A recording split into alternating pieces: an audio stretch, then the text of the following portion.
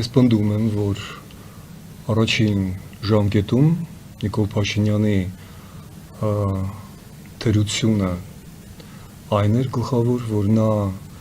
չտվեց քաղաքական գնահատական, այո, չիրականացրեց սպասված աշխարհաքաղաքական փոփոխությունը, հեղափոխությունը իրականում, եւ դա բերեց նրան, որ 2 տարի անց մենք պարտություն կրեցինք Արցախում, որովհետեւ նա չդարձրեց Հայաստանը ժողովրդավարական աշխարհի դաշնակիցը։ Նա միայն խոսում էր այդ մասին, բայց մենք մնում ենք բռնապետների դաշինքում, որը ջախջախեց Հայաստանին։ Երկրորդ կադենցիան, երկրորդ ընտրությունները 21-ից պսակվեցին 23 թվականի Արցախի պատրիացիդով, հայրենազրկմամբ եւ հայաթափմամբ, եւ դրա պատճառը նույնն էր։ Ունեցած 2 տարին նա չօգտագործեց Ռուսաստանից փոխվելու եւ դեպի Եվրամիություն եւ ՆԱՏՕ հստակ քայլեր անելու։ Եվ ես հետո հիմա ուղղակի դուք ուրիշ հարց եք տվել, կփորձեմ բացատրել ինչու ենք մենք պնդում այն տարիներին, որ Արցախը փրկելու միակ միջոցն է հիմա,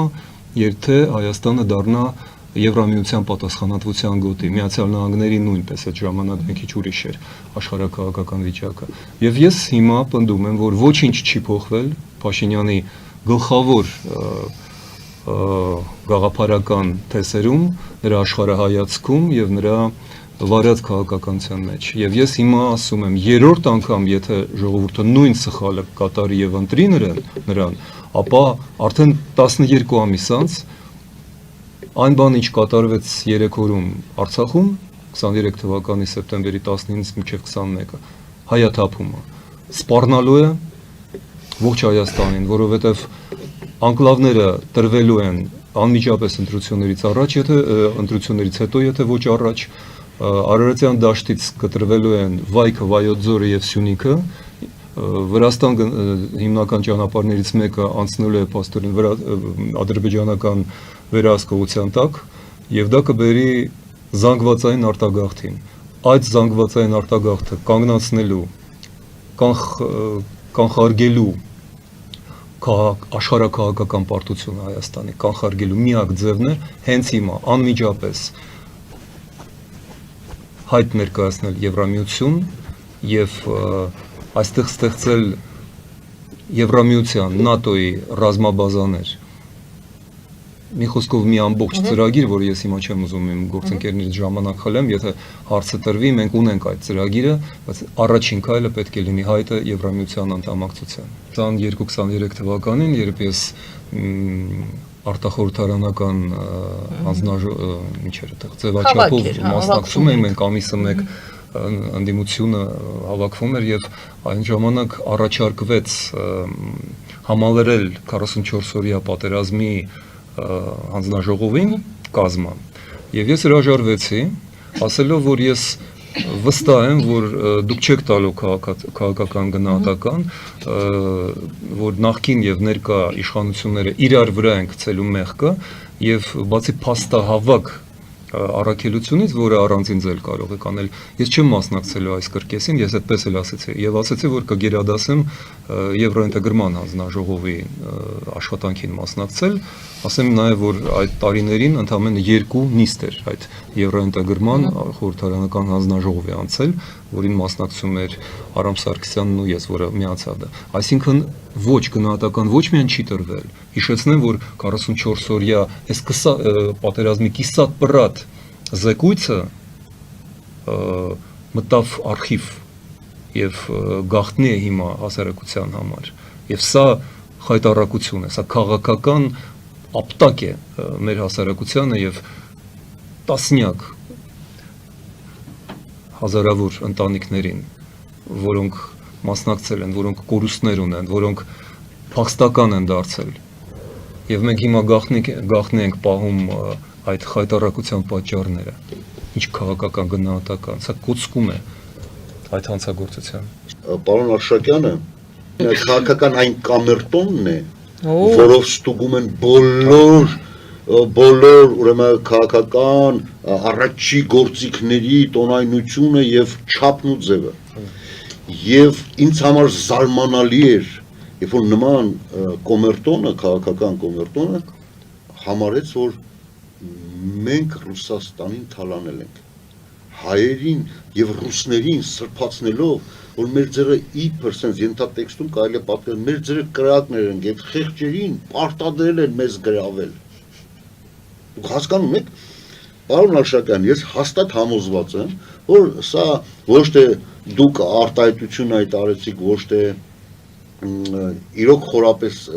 այդ դրանում համոզված լինելով, այլ երևի թե այս մեր ֆորմատի մեջ պուլսերը ստուգելու հենց այդ կոմերտոնի գործառույթները իրականացրեցիք, հələ տեսնեք, այստեղ իրոք զգոն մարդիկ են նստած, թե ուղղակի խոսում են ըստ տված հարցի։ Ուրեմն ռուսական կայսրությունը, արմենաֆոբիան սկսվել է ռուսական կայսրությունից,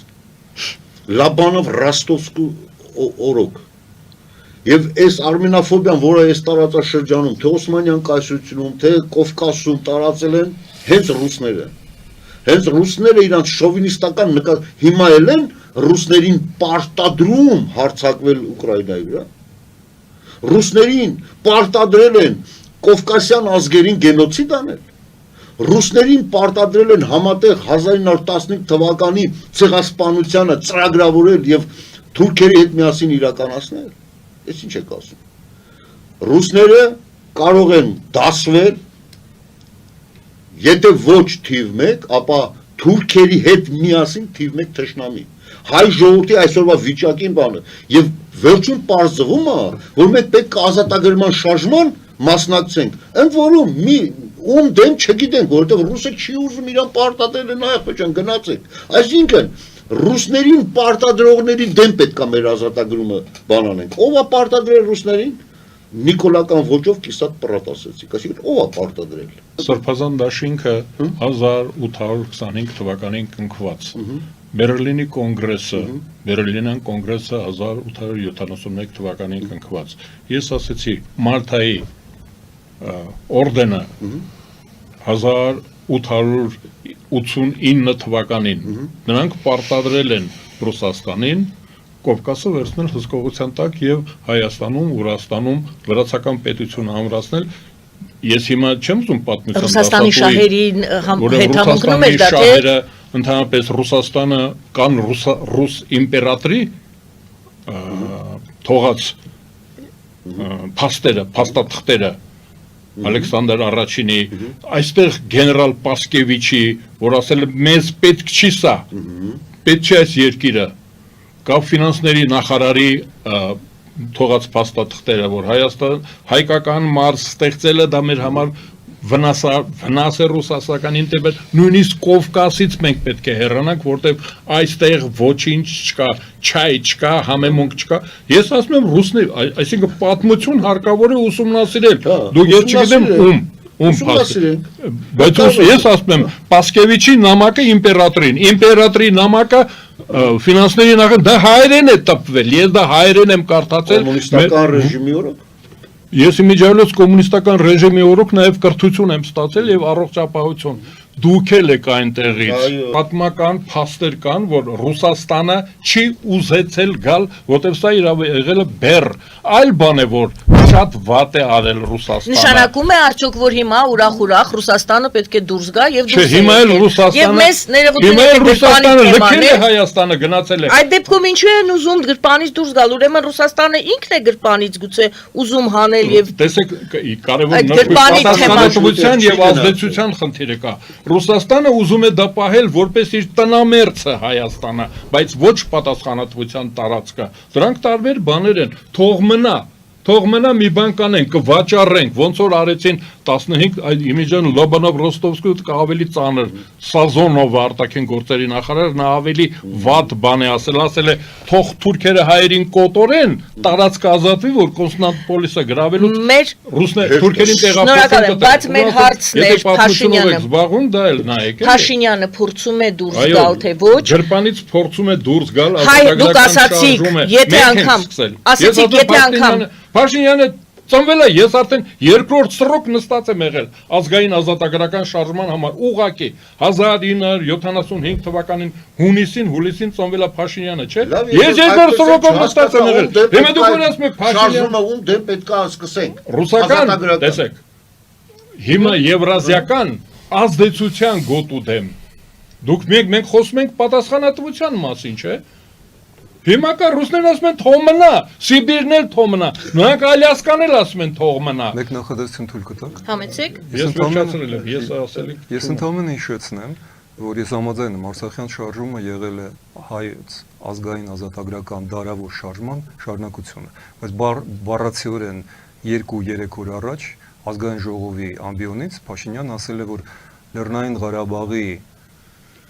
անկախացումը դա fake թեմա է եւ մենք պետք է փակենք Ղարաբաղյան շարժման էջը։ Այսինքն այն ինչ ասում եք դուք, ես համաձայն եմ ձեր ասածին, բայց ոչ երբեք նրան ինչ ասում է Փաշինյանը։ Եվ ես ուզում եմ որ բաժանվեն ձեր ասածը Փաշինյանը ասածի հետ։ Դրանք իրարամերժ են։ Շնորհակալություն։ Շատ լավ։ Հիմա Փաշինյանը ինչպես միշտ, ոնց որ հիշատակեցի, կիսատ պռատության այս բանը, չէ՞։ Երբ որ նա ասում է Ղարաբաղյան հարցը, չէ՞, այդ շարժումը կեղծ fake։ Բառացի Ղարաբաղյան անկախության թեման fake է։ Այդ հարցում ես համաձայն եմ։ Ինչու։ Ասեմ ինչու։ Որովհետև այդ կեղծ օրակարգը մտցրել են, որ իրական հայկական հարցից շեղեն։ Նորաստեղծ անկախությունը վերականգնող Հայաստանի անկախությունը վերականգնող պետությունը, այսինքն երիտասարդ պետությունը, որ շեղ են։ Բոլորին, որ քաղաքական գործին նայում ես, եթե ուզում ես, սա լակմուսի թղթի նման մի բան է։ Բոլորը միաբերան ասում են 88 թվի վերելքը, մոռանալով մի բան, որ վերելքը սկսվել է 87 թվականին։ Ազգային ինքնորոշում միավորումը, այսինքն ազգային միացյալ կուսակցությունը ընդհատակից դուրս գալով եւ ԱԻՄ ստեղծելով։ 87 թվին անկախություն թերթ ստեղծելով։ Այդ անկախություն թերթ ազգային ինքնորոշում միավորում, դա սա կեղծ օրակարգեր։ Կեղծ օրակարգեր KGB-ի գործակալների համար, իրանց համար օրակարգը Արցախյան շարժումն էր, Ղարաբաղյան կոմիտեով։ Այս առումով ես համաձայն եմ, որ դա կեղծ օրակարգ էր։ Մենք ունենք Արցախից 12 պատգամավոր գերագույն խորհրդում։ Եվ որոշում էր ընդունվել սովետական միության օրենքներին համաձայն Արցախը դառնում է Հայաստանի մաս։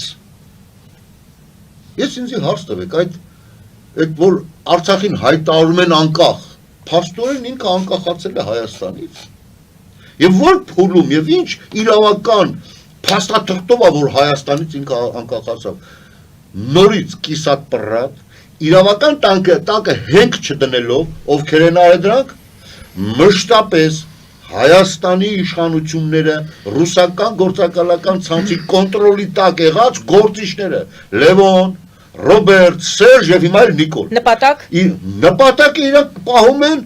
զորով ստիպված, ինչպես մեր պարոն սիրելի Արշակյանն է ասում, ստիպված պարտադրել են, հիմա էլ պարտադրված մինչև վերջ այդ բեռը տանում է էլի պահում է։ Հայաստանի ազատագրման համաշխարհային կազմակերպության համանախագահն եմ եւ մենք 3 տարի ինչ հստակ սկսել ենք այդ շարժումը եւ առաջի հերթին մենք աշխատում ենք մարդկանց հայերի գիտակցության հետ մենք հələ այսօր կազմակերպչական որովհետեւ եթե դու չունես հեղափոխական մասսա ասենք ասենք որոնք կմիանան այդ շարժմանը դու դատապարտված ես պարտության ազատագրում ինչից դուք ինքներդ ազատագրում ինքնուրույն եւ դառնա ռուսական կայսրությունից առաջ երթին ում ենթակայում ում գրպանում ես այդ գրպանից եւ դառնալ քաղաքակիրթ աշխարհի լիարժեք անդամ անկախ պետության մեծությունից ու փոքրությունից ուզում է Լյուքսեմբուրգը լի ուզում է Ավստրալիա կանադա թե Ամերիկա համաձայն եք ես ուղղակի ընկերոջս ոչ միայն գործընկերոջս ասեմ, որ ազգային ինքնորոշում միավորում տերմինի հեղինակը ես եմ։ Շատ ու ես հենց դրա համար հիշատակեցի։ Հենց դրա համար հիշատակեցի։ Ես չգիտեի օրինակ։ Ամեն ընդհատակից դուրս է գալի, Հայաստանին տալիս է ճանապարհ որ պիտի անկախանանք։ Հենց ձեր անվանումը տալով ձեր կողմից։ բայց հիմնական շարժումը վերել կա 1988 թվականի Արցախյան կոմիտեի գլխարավ հերիք։ Դե այստեղ պարոն Հայրիկյանի անունն էլ եկեք Մենակ հիշած։ պարոն Հայրիկյանը դե արդեն մեծ գործիչ է, դա բնական նաև ասենք պարոն Արշակյանին եւ Հայրիկյանին անհնար է։ Չէ, բայց խոսել այ մի մասին, չասել պարոն Հայրիկյանի։ Անջատել անհնար է, մենք իմաստին ենք արած։ Բարի, այսինքն հայ հասարակությունը փորձելու է դուրս գալ այդ գրպանից, ասում է Ազատ Արշակյանը, եւ եթե Փաշինյանը ինքնուրույն մենք չենք տեսնում, որ վճռական է եւ դուրս գալու հարցում, հայ հասարակությունը պետք է փորձի դա անել։ Ճիշտ է Արդեն մենք դա արել գրել ենք։ ձեր խոսքը։ Ես, այո, ճիշտ է գրել, Ինչպես պետք է հայ հասարակությունը, արել ինչպես ենք, պետք է գործի 50 հայ հազար։ հասարակությունը։ Հիմա առաջիկայում ընտրություններ են սպասվում։ Այդ ընտրությունների ժամանակ պետք է ընտրենք այնպիսի քաղաքական ուժերի, որոնք որ Հայաստանի ազգային ազատագրական շարժումը անունովել են, այդպես ասում, պետք չի խաղալ այդտեղ, պետք է ասենք, որ մենք ուզում ենք լինել գործառույթ ունենալ ինքնուրույն գործառույթ, չլինենք որևէ մեկի կցորդը։ Այ ես որ Գագիկեն ուղակի մեղմելու համար իր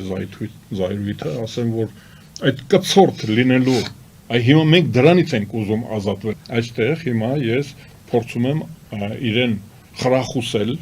ես ասում եմ ճիշտ ես հասկացել, լավ ես արել, որ միացել ես այդ շարժմանը քո կուսակցությունով, քո կուսակցության ազգային ժողովի պատգամավորներով, ընդունած օրենքով, քո արտասահմանյան ուղևորություններով, հայտարարություններով, ես ասում եմ ավելի եռանդուն պետք է դա արվի։ Վերջապես ես կարծում եմ, որ մեզ համար շատ կարևոր է, բոլորիս համար, յուրաքանչյուր հայի, մեր հասարակությանը, մեր սփյուռքի, վերջապես հասկանալ ու գիտակցել եւ ընտրություն կատարել, ինքներս մեր մեջ, մեր ուղեղում։ Մենք տեսնում ենք, որ այն հակամարտությունները, որոնք տեղի են ունենում այսօրվա աշխարհում, փաստորեն կարելի է նկարագրել որպես քաղաքակրթական պայքար, այսինքն կա վայրենիների քաղաքակրթություն, վայրենիների, ես չեմ վախենա այդ բառից, եւ կա քաղաքակիրթ աշխարհի քաղաքակրթություն։ Իսկ ինձ համար շատ կարևոր է մի հարց, օրինակ այսօրվա մեր երիտասարդների, եթե փողոցում կանգնացնես, ասես օրինակ տղա ջան կամ աղջիկ ջան, իսկ դու գիտես երբ է տեղի ունեցել Հայաստանում վերածնունդը։ Չի կարող պատասխանել այդ հարցին։ Այնինչ յուրաքանչյուրս պետք է դա գիտակցի եւ իր ուղեղի մեջ եւ հոգում եւ սրտում պահի այն փաստը, որ մեր վերածնունդը տեղի է ունեցել 3 դար ավելի վաղ, քան հայտնի եվրոպական ռենեսանսը։ Այնպես որ այսօր ուզած թե չուզած մենք հայտնվում ենք քաղաքակիրթ աշխարհի մաս, անբաժան մաս։ Իսկ սա ինչ է նշանակում։ Սա նշանակում է, որ այս փաստից ելնելով մենք պետք է ընտրենք նաև մեր դաշնակիցներին եւ տարանջատենք մեզանից հեռու պահենք մեր թշնամիներին։ Հիմի ում համար է գաղտնիք, որ մեր համար մեկ թշնամին, ես համաձայն եմ